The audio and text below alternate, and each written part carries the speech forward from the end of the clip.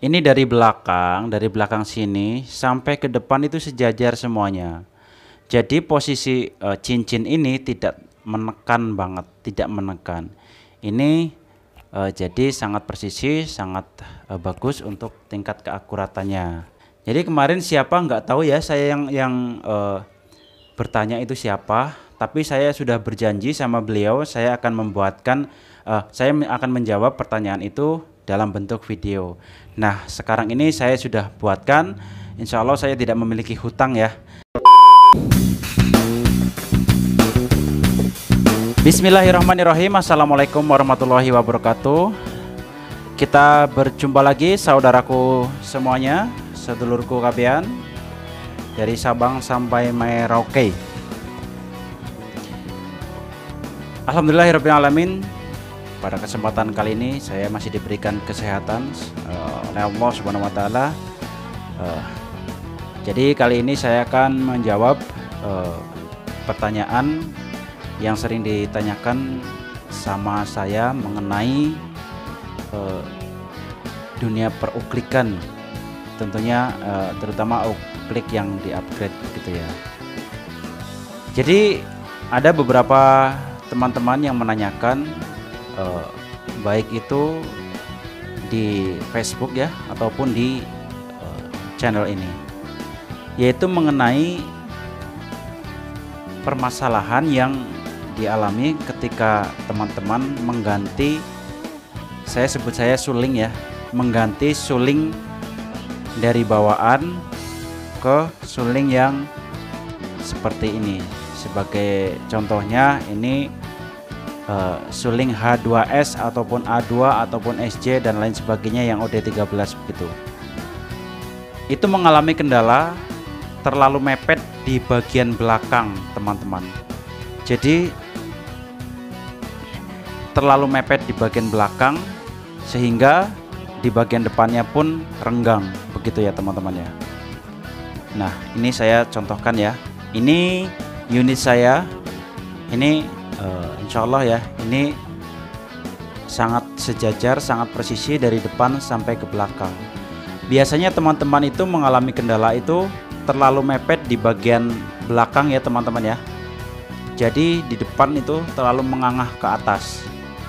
Jadi kalau misalkan sama teman-teman dipaksakan menggunakan cincin, itu akan mempengaruhi dari kestabilan laju kacangnya begitu teman-teman ya. Mungkin itu ya yang dimaksud sama teman-teman begitu ya. Tidak banyak sih yang tanya, tapi ini memang menurut saya harus saya jawab. Karena kenapa ya? Karena dulu saya pun mengalami seperti itu teman-teman. Jadi ternyata suling yang dipaksakan di bagian depan itu sangat mempengaruhi untuk laju si kacangnya begitu ya. Karena akan mempengaruhi laju mimisnya sendiri untuk mencapai target begitu ya. Jadi menurut saya itu sangat mempengaruhi tingkat keakuratannya. Jadi saya memiliki solusi. Memang solusi ini memang sedikit agak rumit dan agak menguras sedikit tenaga ya teman-teman ya. Teman-teman mudah-mudahan cara yang saya berikan ini berguna untuk teman-teman ya.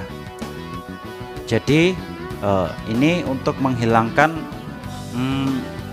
penyempitan di bagian pangkal sini ya, pangkal bagian belakang sini ya. Ini ada yang saya gunakan satu cara teman-teman. Jadi yang saya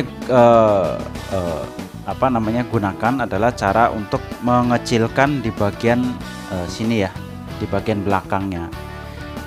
Ini saya pinggirkan, saya berikan contoh yang sudah saya sedikit oprek ya.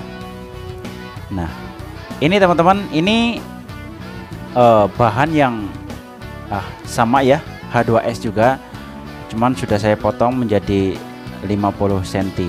Oke. Nah, teman-teman penasaran kan? Ini saya dekatkan dulu kameranya ya, supaya jelas. Oke. Ya, wajah saya hitam teman-teman. Mainan saya di kebun jadi wajar kalau hitam. Nah, saya perjelas dan perdekat ya teman-teman ya. Untuk saya sendiri, saya memberikan contoh seperti ini untuk teman-teman di rumah, supaya suling teman-teman itu tidak terlalu mepet dan tidak terlalu renggang di bagian depan. Jadi stabil dari belakang sampai ke depan. Ini khusus uklik seperti contohnya Tiger, Innova, Canon 737, dan mungkin Blazer ataupun 747 dan lain sebagainya. Nah, yang saya saya tangani itu ada di bagian belakang. Saya kecilkan menjadi OD berapa ini? Kalau saya sini 10 OD 10 tapi lewat ya. Jadi 10,5 mili. Teman-teman bisa lihat ya. Jadi di pangkal ini saya kecilkan. Kenapa begitu teman-teman ya? Itu yang bagian bagian terjepit atau bagian yang paling mepet itu ada di bagian belakang. Khususnya ini yang dipasang di box elepan ya, begitu ya. Di box elepan itu memiliki baut di bagian bawah itu supaya mengkencangkan seal transfer. Namun di sisi lain itu ada sebab dan akibatnya teman-teman, karena kalau kita mengencangkan terlalu kencang maka posisi pipa akan mendorong suling ke atas sehingga bagian belakang terlalu mepet, lalu bagian depannya itu ngangkat begitu ya.